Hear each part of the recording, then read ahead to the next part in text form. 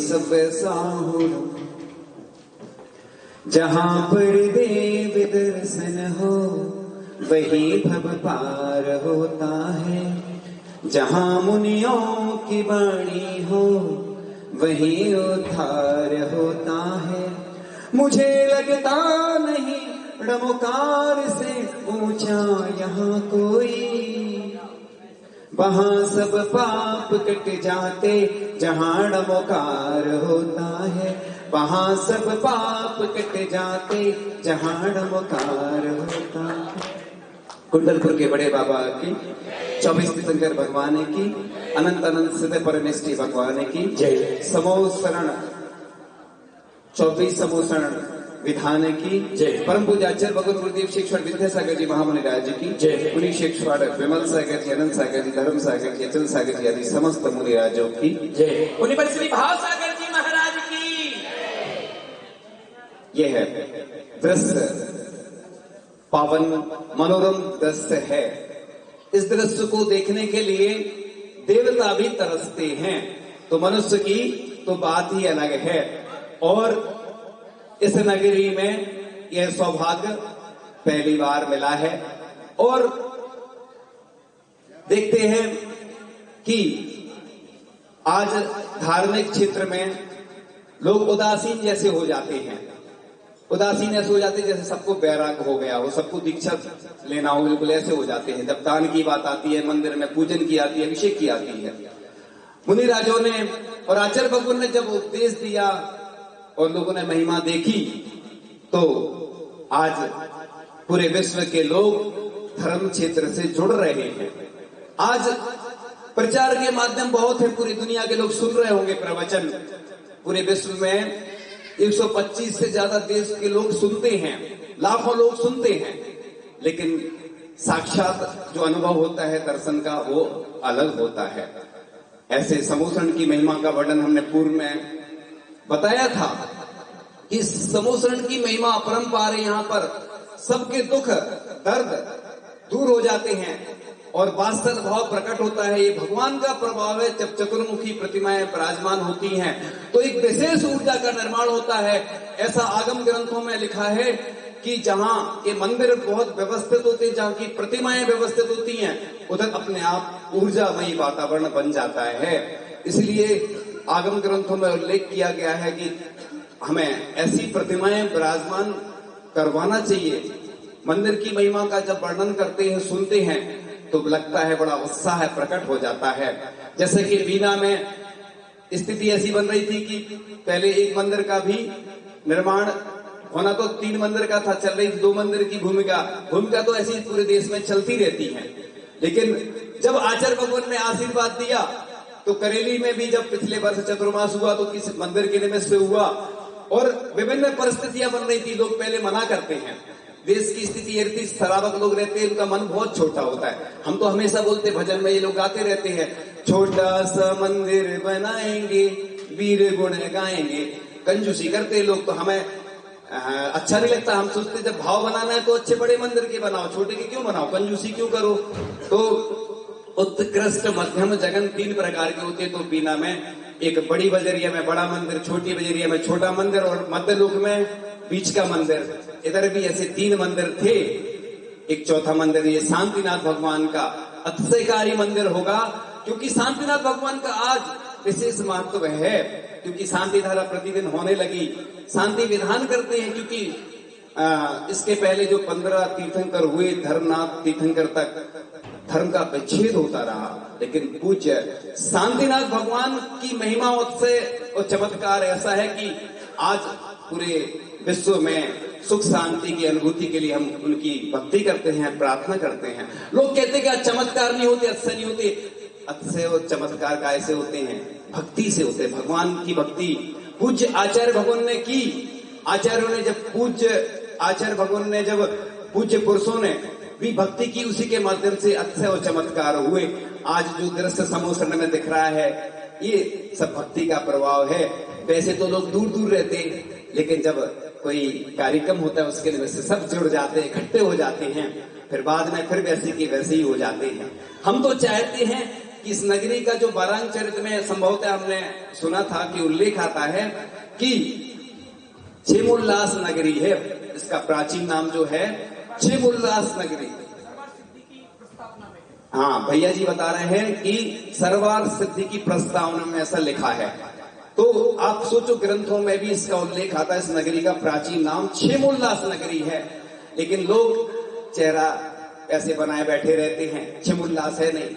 अब हो सकता है इधर चौथा मंदिर तो बन गया, एक पांचवा मंदिर और हमें एक बार दिखा, हम देखने गए तो हमने सुबह सुबह देखा कि कितना प्राचीन मंदिर है, उसमें भी भगवान विराजमान नहीं, और भगवान की प्रतिमा विराजमान नहीं, उसके बिना मंदिर तो नहीं माना जाता है। हमारी तो भावना है, जिस प्रकार से हमने भावना रखी थी जब छोटे मंदिर में कार्यक्रम हो रहा था वेदी प्रतिष्ठा, हमने सोचा कि भगवान 3 सेट में विराजमान है। अभी हमने दर्शन नहीं किए हैं, सुन रहे थे उसके बारे में, लेकिन उसका हो जाए तो इस निमित्त से ये अच्छा हो गया।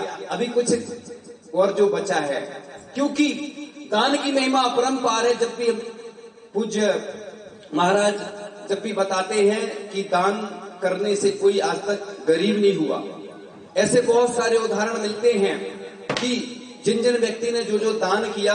एक व्यक्ति थे, वो कहने लगे कि आचार्य श्री का कलश लेना है हमारे लिए, लेकिन हमारे पास राशि तो है नहीं, ऐसा करेंगे चलो कलश तो लेना है आचार्य श्री का चातुर्मास का, क्योंकि विशेष महत्व होता है। तो उन्होंने सोचा कि एक भूमि थी, वो भूमि हम निकाल देंगे और बेच करके कलश की राशि चुका देंगे, कलश तो लेना है। कलश ले लिया।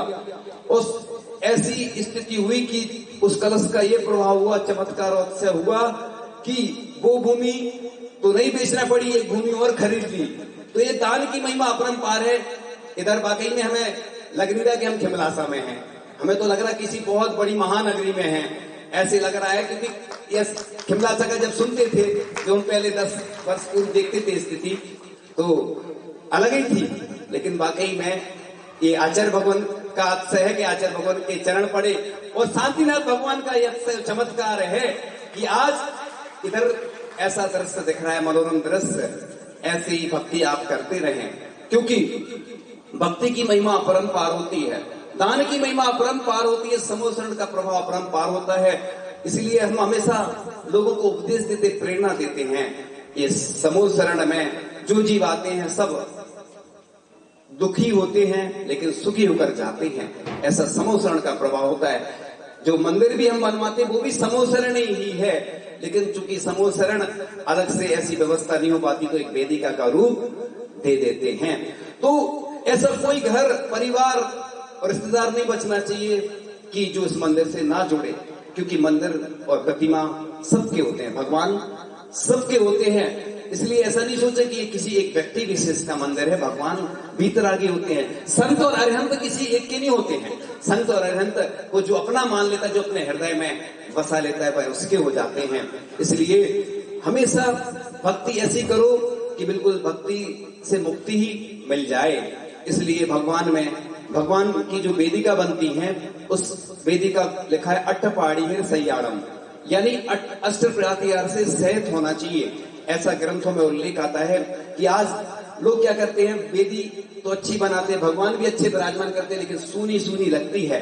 जैसे इधर समोसरण का दृश्य लग रहा है, ये तो तात्कालिक है, क्षणिक है, ये समोसरण तो बिखर जाएगा। कुबेर रचना करता है सौधर्मेंद्र की आज्ञा से, तो ये समोसरण तो चला जाएगा। लेकिन हम जो भगवान की वेदी बनाते हैं, जैसे हम ठौने में स्थापना करते हैं, अपनी हृदय रूपी वेदिका में भगवान को विराजमान करते हैं, भगवान आइए और इस विराजमान हुई इस ठौने पर विराजमान कर देते हैं, हृदय रूपी वेदिका पर।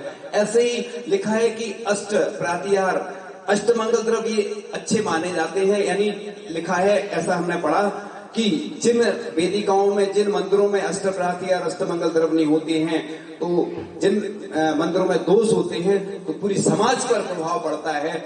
इसलिए प्रतिदिन अपन को 64 चमर ढोराना चाहिए। उधर 32 देव होते हैं, अपने हाथों में 2-2 चमर लिए होते हैं और 64 रिद्धि का प्रतीक होते हैं। इसी प्रकार से भगवान के ऊपर 3 छत्र लगते हैं। छत्र त्रयम बोलते हैं अपन, और एक छत्र कई बार लगा देते हैं, व्यवस्था नहीं है, वो बात अलग है। तो 3 लोग के वैभव का प्रतीक होते हैं। भगवान तो चारंग ऊपर विराजमान है समोसरण में। अभी हमने इसलिए समोसण के बारे में चर्चा नहीं करेंगे, क्योंकि पहले हमने इसलिए बता दिया था, लेकिन उस समय उतने लोग नहीं थे, आप अलग से उसके बारे में जान लेंगे विस्तार से। अभी तो सिर्फ और सिर्फ दान की महिमा बताएंगे कि भगवान को दान करने से क्या होता है। तो ऐसा लिखा है कि जो छोटी सी भी प्रतिमा विराजमान करता है भगवान की, ऐसा लिखा है कि जो बिंबा फल के बराबर, जौ के बराबर छोटी सी प्रतिमा विराजमान करता है और एक छोटा सा मंदिर बनाता है, उसकी महिमा का वर्णन करने के लिए साक्षात सरस्वती भी समर्थ नहीं है। तो जो इतनी बड़ी बड़ी विशाल प्रतिमाएं विराजमान करता है, तो उसकी तो यश कीर्ति पूरी दुनिया में फैलती है। दान से ही प्रसिद्धि फैलती है, दान से स्व और पर का उपकार होता है और परिग्रह भी कम होता है। आज पूरी दुनिया में जो प्रसिद्धि फैली है व्यक्तियों की, एक किशनगढ़ के व्यक्ति हैं, हम नाम किसी का इसलिए लेते हैं, आप सब जानते हैं, उनका नाम प्रसिद्ध है। और वो उनका सुना था कि कुंडलपुर में जब उन्होंने बड़े बाबा के सबसे पहले दान दिया, तो बड़े बाबा की कृपा उनके ऊपर इतनी बरसी कि उन्होंने इतनी प्रसिद्धि प्राप्त की दान करते करते करते कि वो बड़े बाबा से कहां तक पहुंच गए, गोमटेश बाहुबली, यानी बड़े बाबा से खड़े बाबा तक उनकी प्रसिद्धि फैली, यानी पूरे विश्व में उनका नाम आज चलने लगा। क्यों चलने लगा? क्योंकि वो अभिषेक करते हैं हर बार, 2 बार से हमने देखा सुना कि 12 साल में जो अभिषेक होता है, प्रथम अभिषेक कौन करता है? वही व्यक्ति करते हैं 2 बार से। तो यानी दुनिया में इतने सारे लोग हैं, धन बहुत है, लेकिन ऐसे लोग कंजूस होते हैं। ऐसे बहुत सारे लोग हैं जिनके पास बहुत सारा धन रहता है, लेकिन दान देने के भाव नहीं होते। इसलिए आगम ग्रंथों में लिखा है, धर्म रत्नाकर ग्रंथ में लिखा है, उत्कृष्ट मध्यमो जगन, 3 प्रकार से दान का लिखा है, उल्लेख आता है कि जो अपनी कमाई होती है महीने में, दिन महीने वर्ष में जो भी आपकी व्यवस्था रहती है, उसके हिसाब से उतना उत्कृष्ट 25% और मध्यम में 17% और जगन में 10%, और इतना 10% भी नहीं दे पाते तो कुछ तो देना चाहिए। जिस प्रकार से आहार दान का उल्लेख आता है कि भोजन मुनिराज के लिए नहीं बनाया जाता है। व्रत वैभव नाम की एक पुस्तक है, उसमें उल्लेख आता है कि जो उद्यापन करते हैं, उद्यापन करने के बाद शुद्ध प्राशुक आहार बनाकर फिर उसमें से भोजन में से मुनिराज के लिए पहले दान करें, या उत्कृष्ट मध्यम जगन में जो भी पात्र होते हैं उनको दान करने के बाद फिर भोजन करें। इसी प्रकार से जो पाप कार्य करते हैं, आप देखते हैं उद्योग व्यापार करते हैं, बिजनेस करते हैं, सर्विस करते हैं, सब में हिंसा होती है। अगर उसको प्रक्षालन करना है उस पाप का, तो एक माध्यम है दान। दान बनाता है महान, इसलिए दान हमेशा करते रहना चाहिए। लोग कहते बस जब भी जाओ मंदिर में तो बस दान ही दान की चर्चा होती है। भैया अपन कितना परिग्रह रखते हैं। लोगों के पास नए नए मोबाइल है, 70,000 का मोबाइल और भी महंगे महंगे मोबाइल, कार, कितना परिग्रह रहता है। अभी हमने एक पुस्तक तैयार करवाई थी, मेरे नियम। लोगों को हम प्रेरणा देते हैं, बताते हैं कि भैया इसमें अपना परिग्रह का प्रमाण बनाओ, क्योंकि किसी भी व्यक्ति का परिमाण नहीं रहता, कब क्या हो जाए, अंतिम सांस निकल जाए, तो कम से कम अपनी वसीयत तो तैयार कर लो। प्रॉपर्टी की वसीयत तो सब लोग तैयार करते हैं, लेकिन अपने नियमों की वसीयत, जिससे कम से कम अगर हमारा मरण भी हो जाए तो कम से कम नियम सुरक्षित रहेंगे, लिखे रहेंगे, लोग देखेंगे कि हाँ ये व्यक्ति बहुत धार्मिक था, उसने इतने सारे नियम लिए थे। तो दुनिया में हर व्यक्ति अपनी प्रॉपर्टी की, अपनी लाइफ इंश्योरेंस तो सभी करते हैं, लेकिन हमारा जैन धर्म कहता है ऑल लाइफ इंश्योरेंस करो। जीवन बीमा नहीं करना है हमें, ऑल लाइफ का करना है हमें, कई भवों तक अपना इंश्योरेंस करना है, सुरक्षित अपना जीवन बनाना है। तो एक माध्यम है, तेरे दर पे लुटा दी हैं सब तमन्नाएं, लोग कहते हैं खुद को मिटा बैठे। जैन धर्म में तो ये कहा जाता है कि तुम दिगंबर हो जाओ। सबसे पहले यही उपदेश दिया था, मुनि बनो। अगर कोई मुनि नहीं बन पाता तो प्रतिमाधारी बनो, फिर प्रतिमाधारी नहीं बन पाता तो सदग्रस्त बनो और सप्त व्यसनों का त्याग करो। फिर उसके उतना भी नहीं बनता तो और जितना कम से कम तो अच्छे से भगवान की पूजन भक्ति करो, दान करो, नियम लो। ये इसलिए बताया जाता है क्योंकि 24 घंटे लोग आज पाप में लगे हैं। लोग कहते हैं आज घटनाएं घट रही, इतने सारे रोग आ रहे हैं। हम तो ये कहते हैं कि जो सच्चा जैन होगा, सच्चे से भक्ति करेगा, उसको कोई रोग नहीं होगा। चिंता नहीं करो, दुनिया में कोई भी वैक्सीन आ जाए, हमारे पास सबसे अच्छी वैक्सीन है भक्ति रूपी। क्योंकि आचार्य समंतभद्र स्वामी ने जब भक्ति की तो ताले टूट गए। आचार्य समंतभद्र स्वामी ने जब भक्ति की तो महाराज जी ने बताया था कि उसमें से एक प्रतिमा प्रकट हुई, और आचार्य मानतुंग ने भक्ति की तो ताले टूट गए। और अभी महाराज हुए हैं, आचार्य महाराज हुए हैं, ऐसे कई ग्रस्त हुए जिन्होंने पूजन भक्ति की, उसी के प्रभाव से सब हो जाता है।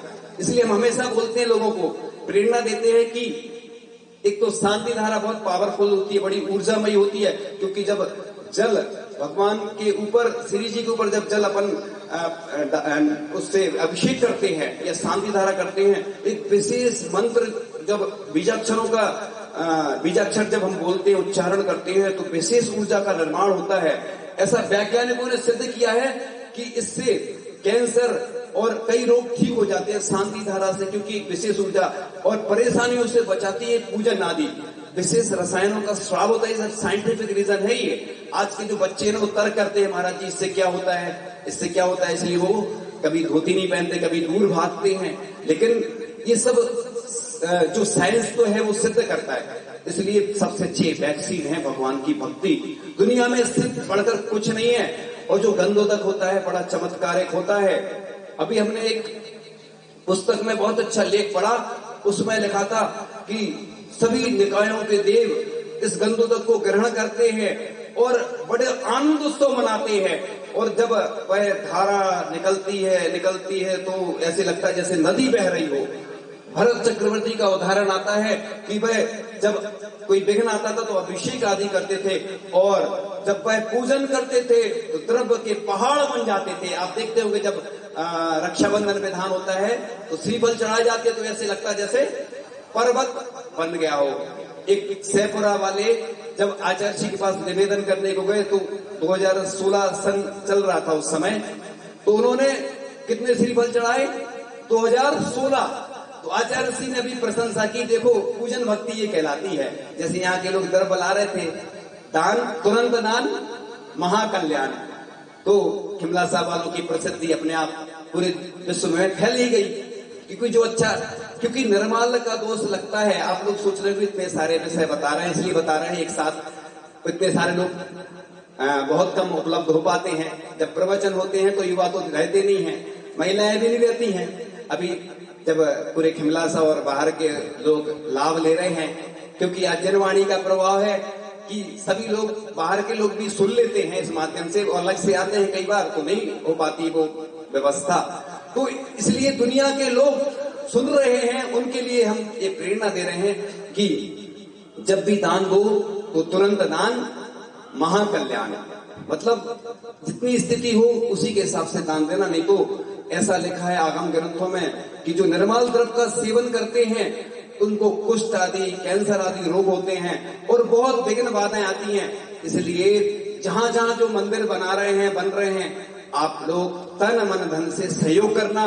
और सहयोग नहीं बनेगा दोष लगेगा। जैसे आज कई लोगों ने वेदी के लिए स्वीकृति दी, कल प्रतिमाओं के लिए दी थी। तो इस मंदिर में जो भी लगना है तो पूरे विश्व के जहां जहां जो लोग सुन रहे हैं पूरे सहयोग करें। ऐसा नहीं कि सिर्फ यहीं के, ये मंदिर किसी एक व्यक्ति का नहीं है, ये पूरे विश्व का मंदिर है। और हम तो चाहते कि ये मंदिर ऐसा बने अलौकिक के वाकई में पूरे विश्व के लोग दर्शन करने आए, क्योंकि महिमा भगवान की बढ़ाना चाहिए अपन को।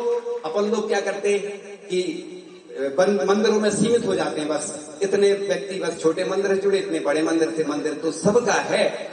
कहते ना जैन धर्म किसका है? जो माने सो उसका है। बस नारे लगाते हैं। एक बार लोग नारे लगा रहे थे, महावीर की वाणी को घर घर में पहुंचाएंगे, आंधी हो तूफान हो यूं ही बढ़ते जाएंगे। आचार्य जी के साथ हम चल रहे थे बिहार करते हुए, तो आचार्य जी बोलते हैं कि जब आंधी तूफान आता सब भग जाते हैं। तो यही स्थिति है कि आज जब भी कोई कार्यक्रम होगा तो लोग सबसे आगे आ जाते हैं। मंच और लंच में सबसे ज्यादा भीड़ रहती है, समझ गए होंगे आप, आहार आदि में। लेकिन आप ये देखिए कि जो बनाते हैं वो कितनी मेहनत करते हैं, और कई बार देने वाले आते हैं और एक दो गिलास दिए चले जाते हैं। ऐसा किसी ने बताया था एक बार कि जो बैठे होते हैं उनको खड़ा कर देते हैं और जो खड़े होते हैं उनको बैठा देते हैं। आरिकाएं बैठी रहती हैं तो खड़े हो जाते, कई बार आते बाहर के या अंदर के लोग भी कर देते, और जो साधु मुनि महाराज होते हैं वो खड़े होते, आहार लेते, अंदर आया जाता, बैठ जाते। तो ऐसे ही पूजन आदि की देखो आप, ऐसे भी कई लोग रहते हैं, हम देखते दिन रात मेहनत करते हैं लेकिन उनको कोई पूछता नहीं है। लेकिन आचार्य जी सबसे ज्यादा आशीर्वाद किसको देते हैं? पंचकल्याणक में भोजनशाला वाले को। कई बार हमारे पास ऐसे कार्यकर्ता आते हैं जिनको कोई पूछता नहीं, तो बेचारे तन मन धन से दिन रात लगे रहते हैं। ऐसे भी कई लोग मंदिरों में द्रव्य आदि धोते हैं और पूरी पूजन आदि की व्यवस्था करते हैं, अभिषेक की जल की व्यवस्था करते हैं, लेकिन उनको कई बार कोई पूछता नहीं है। और कई आते हैं और भीड़ में इकट्ठे हो जाते हैं। जब हम लोग अगवानी होती है तो सबसे पहले सफेद पैंट शर्ट सफेद वाले आगे रहते हैं। हम नाम किसी का तो ले नहीं रहे, यहाँ की बात नहीं कर रहे, पूरे विश्व की बात चल रही है। विश्व में तो नहीं, भारत की बात चल रही, क्योंकि संत पूरे भारत में ही विचरण करते हैं। तो ये बात जो चल रही है पूरे देश के लिए चल रही है। देश के नाम संदेश है ये कि अपन ये देखें, कोई तन देता है, कोई मन देता है, कोई धन देता है। धन देने वाले तो बहुत सारे हो जाते हैं, लेकिन जो ऐसे भी लोग हैं जो गरीब रहते हैं, जिनके पास कुछ नहीं है, वो भी कुछ अगर देते हैं, सहयोग अपना दे रहे हैं, तो उनके लिए भी महत्व देना चाहिए। मान सम्मान के लिए भी अभी ब्रह्मचारी भैया जी ने बोला ना कि नाम नहीं लिखा जाएगा वेदी पे, इसलिए लिखा जाता, पहले लिखा जाता था तो लोगों को सही में अभिमान आता था। इसलिए आचार्य ऋषि के बारे में कुछ पंक्ति आती ना, जो नामुना की कामना से कोसों दूर है, कहीं कहीं ऐसे संत भी जरूर हैं। तो अपन को नामना की कामना से जो कोसों दूर है, क्योंकि आचार्य कुंद स्वामी ने कहा है, ख्याति पूजा लाभ को क्या बोला है, खाई बोला है। यानी प्राकृत भाषा में खाई ख्याति को बोला है, और जो ख्याति पूजा लाभ से दूर रहते हैं ऐसे संत आचार्य भगवान हैं। तो संतों के लिए भी लिखा है कि ख्याति पूजा लाभ की इच्छा नहीं रखना। हाँ, जिन धर्म की प्रभावना हो। जब हम रामटेक से आ रहे थे आचार्य ऋषि से बस अंतिम शब्द हमने बोले थे उस समय कि आचार्य भगवान मेरे द्वारा जन शासन की अप्रभावना ना हो। तो बस हमेशा हम युवाओं को बोल रहे हैं, क्योंकि आज युवा ही सबसे ज्यादा बिहार में चलते हैं, आहार में रहते हैं और प्रभावना में सबसे आगे रहते हैं। बस प्रवचनों क्लास में नहीं रहते हैं, तो उसमें महिलाएं आदि रहती हैं और पुरुष वर्ग भी दूर रहता है। तो पुरुष वर्ग को हम देखते हैं कि लाभ ही लेता, बस अभिषेक करा और पूजन करी और दुकान पर बैठ जाते हैं। अभी भी कई लोग दुकानदार बैठे होंगे, वो अपना बिजनेस कर रहे होंगे। एक बार आचार्य जी से कहा किसी ने कि आपका बिजनेस क्या है, तो आचार्य जी ने कहा बिजनेस इज माई बिजनेस, यानी व्यस्त रहना ही मेरा बिजनेस है। तो आचार्य भगवान का बिजनेस तो आपको मालूम ही है, और हमारा बिजनेस तो जो आपको है वो मालूम ही है। लेकिन आपका बिजनेस अच्छा चले, हमें आपसे कोई तकलीफ नहीं है, लेकिन आप हमारा बिजनेस भी अच्छा चलाएं। क्योंकि आप देखते होंगे खिमलासा में पहले कोई मुनि महाराज नहीं थे, लेकिन अभी अभी मुनि महाराज बन गए, दीक्षा हो गई। तो यहाँ के जितने ब्रह्मचारी भाई हैं, जितने ब्रह्मचारिणी है, हम आज तो भावना यही है कि उनकी भी अगर वो उनकी भावना है तो दीक्षा जल्दी हो और खिमलासा के नगर गौरव में और बढ़ोतरी हो जाए। तो यहाँ के 4 मंदिर हैं, बड़े सुंदर हैं और सुंदर बने, हमारी भावना यही रहती है।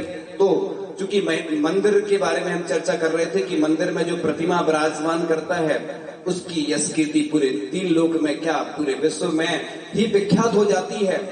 और पाप के कार्य करता है, आपने कोई प्रशंसा भले कर दे आपकी, आप शादी अच्छे से करते हैं, बहुत खर्च करते हैं, तो प्रशंसा हो जाती है, लेकिन उसमें पुण्य का अर्जन नहीं होना। लेकिन इधर तो जीवन का तो कोई भरोसा नहीं है, कर लो सो काम और भज लो सो राम। कर लो जो वो अपना है, बाकी तो सपना है। ऐसे बहुत सारे लोग हैं। धन हमने देखा है पूरे विश्व में इतना धन है कि इसको सोने की चिड़िया कहा जाता था भारत को, और दान की कोई कमी नहीं है। लेकिन पहले के लोग ऐसे ही होते थे, गर्भ चढ़ाते थे तो कैसी चढ़ाते थे, सस्ती वाली चढ़ाते थे। लेकिन आज लोग जागृत हो गए हैं, उनके अंदर विशेष ऐसी भावना आ गई है कि अभी महाराज जी ने बोला, वो वेदी के लिए बोल रहे थे, 4 पार्टनर मिल रहे थे। वो खुरई की थी ना कोई महिला, तो महाराज जी ने बोला नहीं अकेले बनाओ, तुम तैयार हो, देखो तुम, यानी लोगों को भाव बनाने पड़ते बस हैं। अभी खुरई में भी रजत वेदी बनना है तो भूमिका बनाई और बस तुरंत महाराज जी ने प्रेरणा दी तो रजत वेदी तैयार होना है। और नितिन भैया तो खुरई के भी हैं और खिमलासा के भी, इंदौर के, ये तो ऐसे 3 जगह कब्जा करे हैं। कोई तो एक जगह रहता है, लेकिन एक आध जगह और हो सकता है इनका। तो जन्म कहीं हुआ और फिर खुरई में भी निवास करते रहे और फिर इंदौर में पहुंच गए। तो ये वैसे तो ये कहीं के नहीं हम बताएं, ये तो पूरे देश के हैं, क्योंकि ये प्रॉपर्टी है अपनी, पूरे देश की प्रॉपर्टी है। जैसे पूज्य ज्ञान सागर जी महाराज जी बोलते थे कि शरीर राष्ट्रीय संपदा है। ऐसे ही एक बार क्या हुआ कि हम चंद्रगिरी में आचार्य जी का स्वास्थ्य ठीक नहीं था, तो हमने आचार्य जी से, अब हमारी भावना एकदम आ गई और एकदम से आचार्य जी ने बोला, आचार्य जी इस पूज्य ज्ञान सागर जी महाराज ने कहा है कि शरीर राष्ट्रीय संपत्ति। हमने कहा आचार्य जी और आप इसको नुकसान पहुंचा रहे हैं। मतलब आचार्य जी से हमने कहा कि आप अपने शरीर का ध्यान नहीं रख रहे, तो अब हमने बोल दिया। अब हमारी उधर से हमने सोचा अब आचार्य जी कुछ बोलेंगे, डांटेंगे, लेकिन आचार्य जी ने कुछ नहीं बोला। फिर हम धीरे से उधर से निकल आए। हमने कहा भी गड़बड़ नहीं हो जाए। आचार्य भगवान देखो कितने समता के धारी हैं कि आचार्य कुंद कुंद स्वामी ने लिखा है, सम सत्तु बंधु भक्तो संसुय दुखो पसंद सड़ेंद्र समो समलोट कंचड़ो पुण्य जीवित मरणे समो समड़ो। यानी दोनों में समता रखना, कांच कनक में। इसलिए मुनि महाराज को कहा है 24 घंटे समता रखो, वही सामयिक है। एक बार 3 बार नहीं होती सामयिक, 24 घंटे ही सामयिक चलती है। अगर मुनि महाराज प्रत्येक कार्य में समता रखते हैं तो आचार्य भगवान हमारे इतने महान हैं कि नेमावर में एक बार विमान जी की शोभा यात्रा निकल रही थी और जैसे ही भगवान जी आए, श्री जी निकले और वहां पर बाहर धूल थी बिल्कुल, और आचार्य भगवान आए और धूल में बैठकर नमोस्तु किया। हम देखकर रह गए कि बताओ इतने बड़े आचार्य महाराज, लेकिन उन्होंने धूल में बैठकर भगवान को नमस्कार किया। ऐसे आचार्य भगवान की भक्ति, और हम इसके पूर्व में आपको कई बार सुना चुके हैं। और अब चूंकि समय हो चुका है तो एक बात और कहकर बस विराम लेंगे कि धबला पुस्तक 1 में बहुत अच्छा वर्णन आया। जब आया तो हमारा हृदय प्रफुल्लित हो गया कि विघ्ना प्रणय सेंती भयम न जातुना दुष्ट देवा परिलंघयंती अर्थान इष्टाश्च सदा लबंदे जिनोत्तमानम परिकीर्तनेन। यानी जिनेन्द्र देव के गुणों का कीर्तन करने से विघ्न नाश को प्राप्त होते हैं, कभी भी भय नहीं होता है और देवता आदि आक्रमण नहीं कर सकते और निरंतर यथेष्ट पदार्थों की प्राप्ति होती है। ये बहुत महत्वपूर्ण बात है, हो सकता है आपको कहीं नहीं मिलेगी ये बात। ये चूंकि हम ही ने जब ग्रंथ में पढ़ी और हमने उसको फिर नोट किया, ये बहुत अच्छी बात है। इसका अर्थ ये है, पूज्य महाराज तो बताते रहते हैं कि अपन जहां जहां जो लोग हैं उनको बताना, एक नई चीज शुरू होना चाहिए कि हम भजन का कीर्तन करें, स्तुतियां पढ़ें। जब भी किसी के यहाँ बैठने आदि जाते हैं तो उसको बैराग भावना, पंचविंशति का रत्नाकर, पंचविंशति का बैराग भावना, मेरी भावना, ये सुनाना चाहिए। ऐसे ही जब भी कोई मांगलिक कार्य हो तो अच्छे से ये स्तुतियां पढ़ना चाहिए, भजन पढ़ना चाहिए। ये जिन कीर्तन कहलाता है। यानी सुबह दोपहर शाम की फेरो एक माला, फेरो एक माला प्रभु जी के नाम की, सुबह और शाम की फेरो एक माला। तो अपन सुबह दोपहर शाम माला फेरते। इसी प्रकार से त्रिकाल पूजा, त्रिकाल वंदना करे करावे भावना भावे। तो त्रिकाल पूजा मतलब सुबह करते ही हैं, दोपहर में आहार आदि देते हैं, दान उसमें पूजन होती है, शाम को जो स्तुतियां पढ़ते हैं, आरती करते हैं, ये जिन कीर्तन इसको अपन को करना चाहिए। जहां जहां के लोग सुन रहे हैं और पूरे विश्व के लोगों को आप बताना और ये हमारी बात पहुंचाना कि ये बात हमारी नहीं है, ये भगवान की है। और यह आप करोगे तो निश्चित रूप से आपको मुक्ति भी मिलेगी। और हम तो चाहते हैं कि आपके जीवन में सुख शांति समृद्धि का वास हो, आपके जीवन में नित्य नई ऊर्जा आए और आप निरोगी हों और इस पूरे विश्व के लोग निरोगी हों। हमारी तो यही भावना है कि कोई गरीब नहीं रहे, सबके दुख दूर हों। ऐसी भावना के साथ इस समोषण का प्रभाव जन जन पर पड़े और सबके कष्ट दूर हो जाए। इन्हीं भावनाओं के साथ आचार्य भगवान गुरुदेव शिक्षण विद्यासागर जी महामुनि राज जी की परम पूज्य मुनि श्री विमल